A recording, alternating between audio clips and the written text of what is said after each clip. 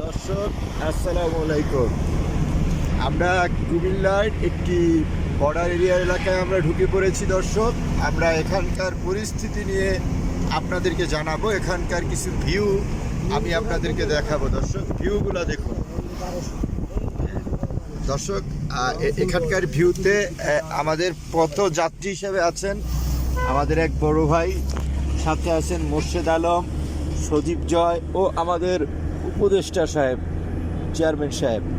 দর্শক, যাত্রা শুভ হোক এই প্রত্যাশা নিয়ে আজকে দর্শক চোখ রাখুন জীবন নিউজ ইউটিউব চ্যানেলের পর্দায়। কিভাবে খেলা হচ্ছে দেখুন।